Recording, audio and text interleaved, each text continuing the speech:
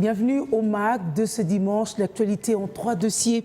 L'approche du jour des élections générales, moment de vulnérabilité extrême, les tensions s'intensifient entre les militants des camps politiques rivaux alors que deux camps se précisent et accélèrent le rythme de la campagne. C'est également le moment de désistement et ralliement des deux camps à la course, personne et des armes, plutôt la foi au peuple augmente, chacun se rassure de sa victoire le 20 décembre prochain, délai ultime que la CENI refuse d'outrepasser malgré encore des dénonciations des quelques parties prenantes.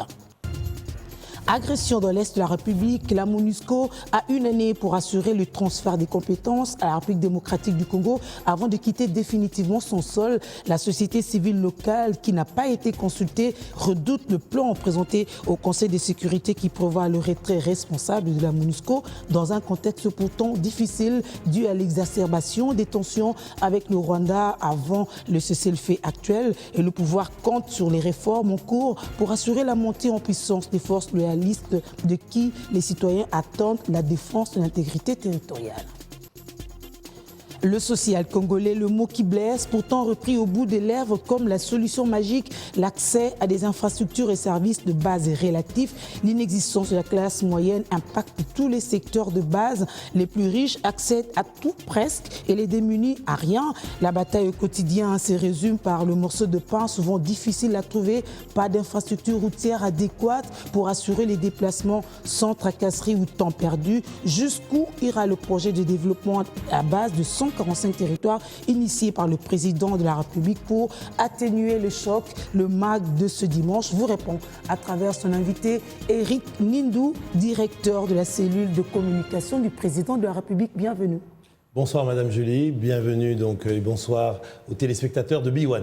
Alors, vous confirmez que demain lundi, le candidat numéro 20 va tenir son meeting de clôture de campagne à la place Sainte-Thérèse?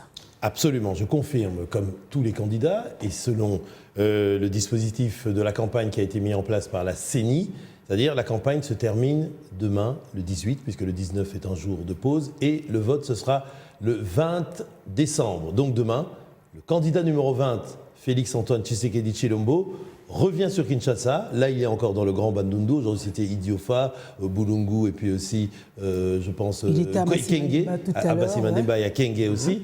Et donc, il arrive sur Kinshasa et il fera un grand meeting dans le quartier de Tchangu, sur le terrain Sainte-Thérèse.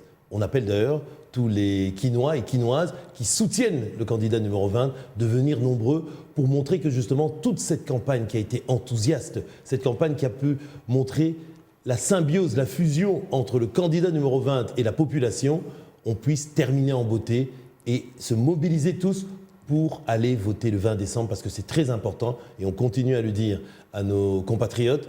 Il faut voter le 20 décembre, c'est important pour notre avenir, pour l'avenir du pays, pour l'avenir de nos enfants. On va prendre le premier dossier.